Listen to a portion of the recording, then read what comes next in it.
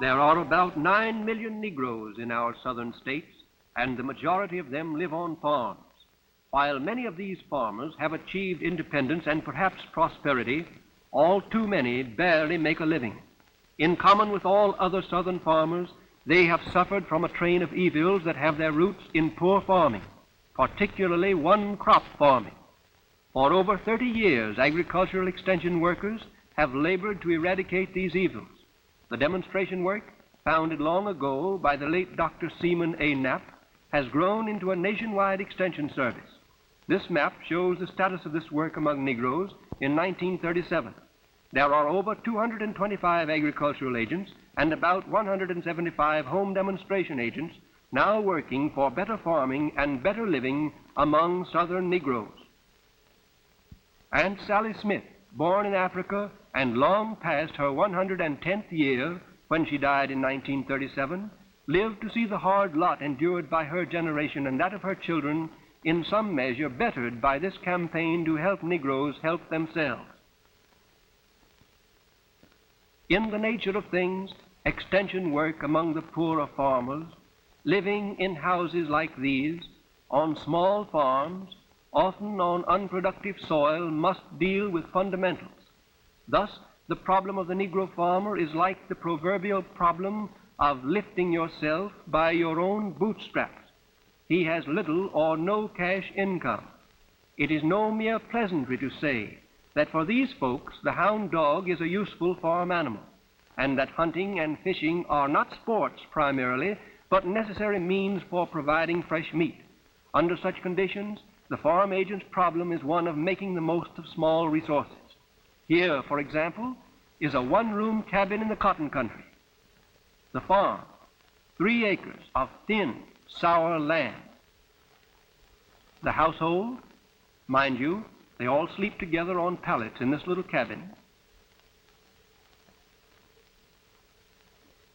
12 persons. This primitive home, this big household, this small, thin-soiled farm, these exemplify the conditions in question at their worst.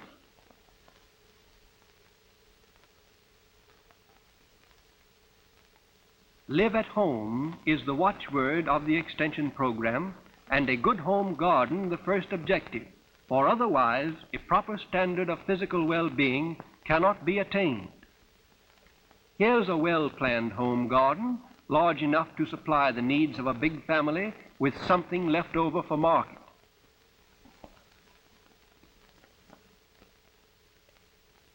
Another garden farther south, where okra is a garden staple. Where it is the practice to can surplus fruit and vegetables, such a garden may go far toward supplying the family living. In the truck-growing districts, many families make their living from the sale of vegetables. Here is a farm devoted largely to the growing of eggplant. Thus, the garden may be expanded to furnish most of the cash income of the farm. In any event, the garden remains a major feature of the extension program.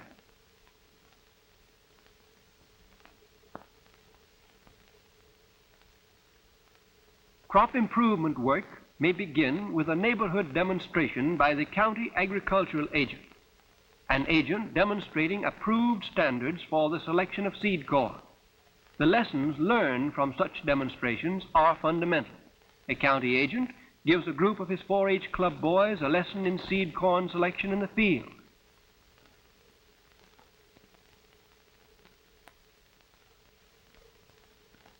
Proof of the value of this work is such a cornfield as this on the farm of a cooperator, or this field of corn and soybeans. Note the luxuriant growth of the soil improvement crop between the rows of corn.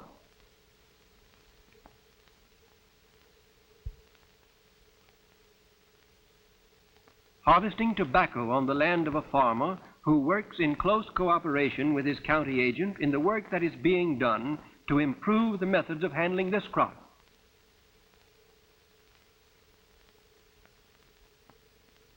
This farmer gives each of his children a definite share in the proceeds of the crop. These little girls are working not only for the family, but also for themselves. There's wholesome personal pride back of this dexterity. With the help of extension specialists, farmers in the peanut region are giving more and more consideration to the problems of handling this important crop. In certain districts, the extension workers have pushed the production of long staple cotton, a Negro family picking Sea Island cotton grown from seed secured through the help of the county agricultural agent. A group of 4-H Cotton Club boys, each delivering his bale to the warehouse. The success of each of these boys necessarily has a good effect on the cotton farming of his neighborhood. These bales are silent witnesses for the cause of better agriculture. Soil conservation is a major feature of the extension program. Farmers are urged to plow and cultivate on contours and follow other approved practices. A crew preparing for terracing under the direction of an extension agent. Note that the job is done with simple and inexpensive equipment. Such modern practice is becoming common among these farmers, as is the use of soil improvement crops, such as soybeans, cowpeas, lespedeza, Austrian winter peas, and vetch. Witness this fine stand of Japan clover. On the left, the farmer who grew this crop.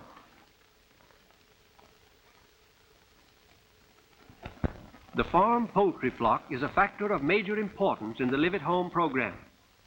These barred rocks provide essentials needed for balancing the diet of the household, as well as with eggs and fryers for sale or trade.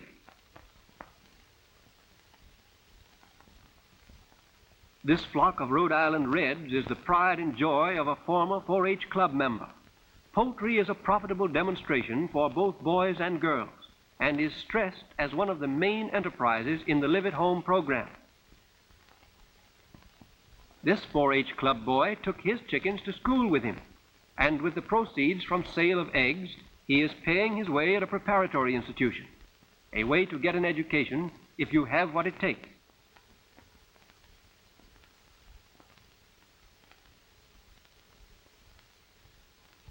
In many communities, turkeys are a profitable source of cash income. And occasionally, we find a man who goes into poultry in a commercial way. This is the plant of a farmer who specializes in white leghorns. Livestock improvement work is done largely through the Boys and Girls 4-H clubs. Some calf club boys getting pointers on how to judge a dairy cow. And here is the business end of another 4-H calf club enterprise. These purebred jerseys have a high record for butterfat production. Particularly in Alabama, local veterinarians with vaccinating equipment, in cooperation with the county agent, have trained many farmers to help stamp out hog cholera. The farmers in a community can get the job done quickly and economically under this plan. These hogs, raised by a 4-H club boy, show their good breeding. There's profit in well-bred swine. Grade hogs like these, from native razorback sows bred to good boars, are finding a ready sale on local markets.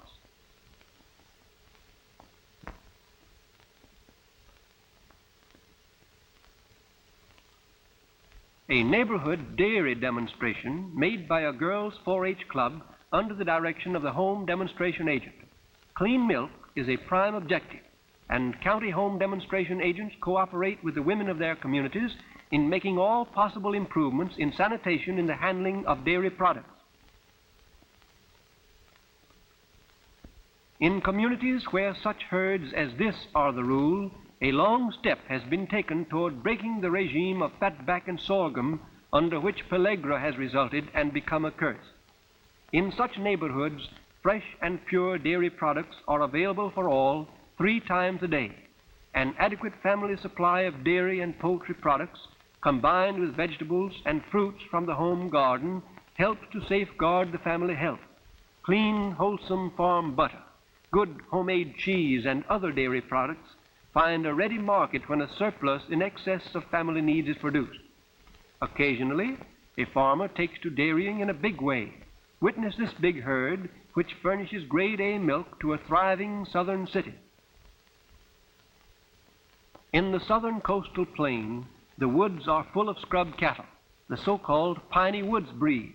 Negro extension workers there have inaugurated a better sires campaign, breeding for beef with purebred bulls. Here is one of their Aberdeen Angus community bulls. And here, grade cattle produced by crossing native cows with such bulls. There has been an increasing use of purebred bulls to improve the quality of beef for market and for foundation herds. A demonstration in approved methods of curing pork. Home canning and curing of the family meat supply saves cash. No outlay is needed for bringing home the bacon, where farmers are thrifty and follow approved meat curing and smoking methods. A smokehouse is a necessity on the southern farm, for what is home without a ham? This is a modern concrete smokehouse, but hams from the relatively inexpensive old-time farm smokehouse will smell just as sweet and stick just as close to the ribs as those from some more modern structure. The ham is what counts.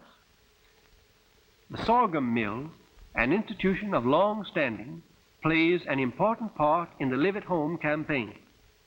The product of this home manufacturing plant is a staple that goes far toward reducing cash outlay for food, supplying a cheap sweet that has its place in maintaining the balance desired in the family diet. Furthermore, such a mill often yields sorghum or cane syrup for sale. Thus, the Live at Home program pays dividends, always in saving and sometimes in cash.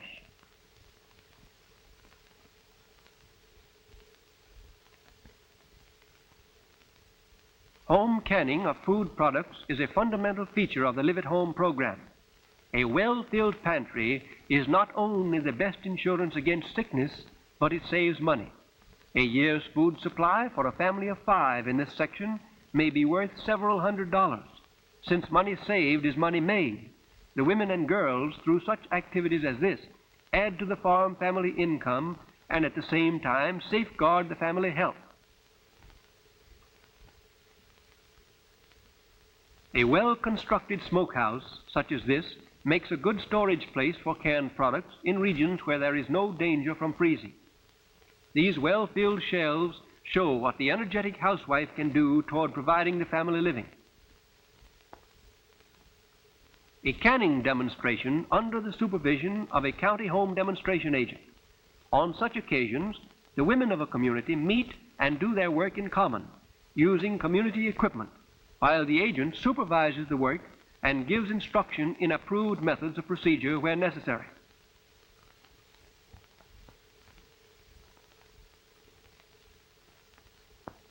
Here is a simple homemade canning outfit which is used in community canning where better equipment is not available. A neighborhood canning bee in which the home demonstration agent directs the work. This is typical of neighborhood group activity.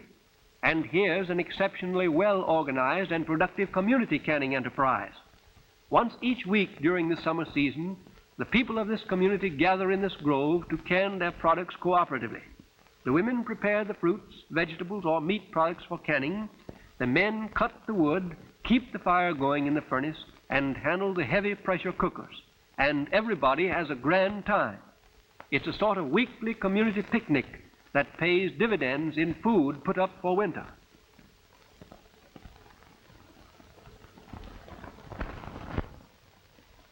Shuttered windows with no sash and no screen are the usual thing in the cabins of many of the poorer farmers. In cold weather, these shutters are kept closed. Doors are seldom screened. Thus, the first step toward providing better housing is to guard against disease, to screen out the malaria mosquito and the typhoid fly. This is a common type of backhouse. Typhoid flies have easy access here. The approved type of farmstead toilet is not expensive, but provides adequate protection from diseases carried by flies. After sanitation come other home improvements that make for comfort and self-respect. Many a cabin like this, built in the simple and pleasing traditional style of the region, has been made a home to be proud of by the application of a few cents worth of lime whitewash or even pipe clay that costs nothing, and the planting of a few native shrubs. Such improvements take labor, but little or no cash outlay, and the results are sometimes striking. Watch. Now, we have an attractive though unpretentious farm home, screened, whitewashed, and landscaped at little expense. Such improvements make for wholesome pride in the home place. Indeed, beautification of the yard about the house has a significance that cannot be measured in dollars and cents. When the farm family takes pride in keeping the farmstead and lawn neat and attractive, we may reasonably conclude that the farm business is well managed. Where there is a beautiful and perhaps profitable flower garden, the field crops are likely to be good too.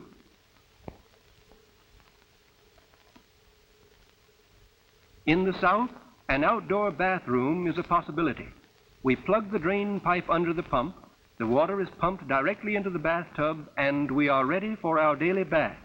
This is a cheap outfit, in line with the extension policy of making the most of things within your means. Of course, the modern pressure tank outfit is better, and many farmers are installing standard plumbing such as this. This girl is a 4-H Club state champion in dressmaking. All the garments seen here are her own handiwork. The knowledge and skill that these girls acquire in this work have a direct bearing on the family welfare.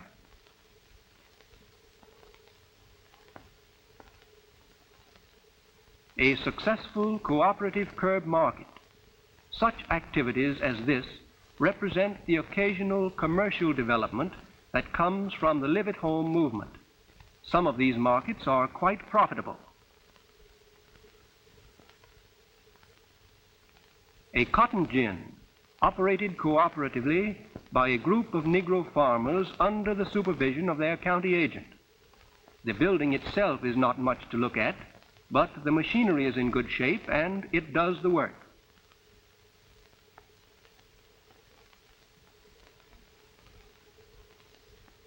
A crowd gathering at a community fair that has become an annual event. Such fairs have both educational and social features, and as a rule, they are well attended. They give extension workers opportunity to discuss current farm problems with the farmers of the community and to take counsel with their local leaders. They also give the girls' 4-H clubs an opportunity to turn an honest penny through the sale of various articles to visitors. This is a rather nifty outfit. Anyway, it seems to suit us. Such community activities sometimes are conducted on a neighborhood scale. Witness this modest exhibit of farm products displayed in a country schoolhouse. Such exhibits stimulate interest and encourage farmers to enter into friendly competition in production.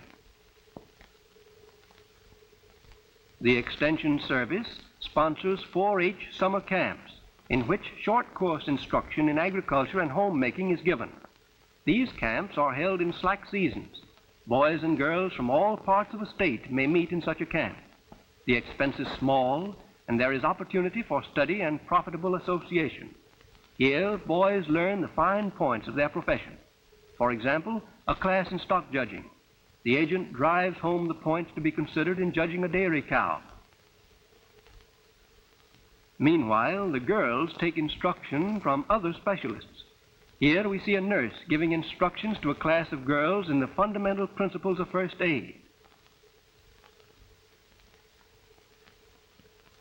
Of course, after study hours, there is opportunity for plenty of fun. Recreation as well as study is carefully supervised. Last but not least among these extension activities are those of this movable school, operated jointly by the Extension Service and Tuskegee Institute to teach farming, homemaking, and hygiene. Here we see the school nurse giving treatment as a preventive against infantile paralysis.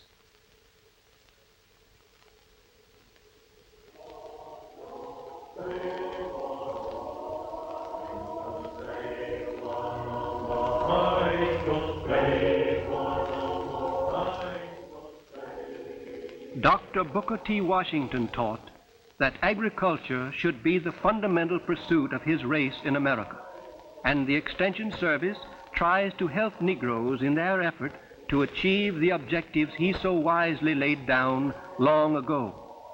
The Negro, he said, must begin at the bottom and lay a sure foundation and not be lured by any temptation to rise on a false foundation.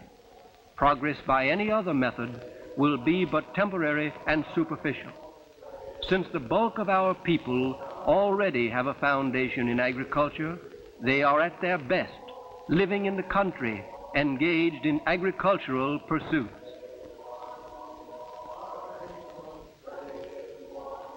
And again, he said, we shall prosper in proportion as we learn to dignify and glorify labor and put brains and skill into the common occupations of life.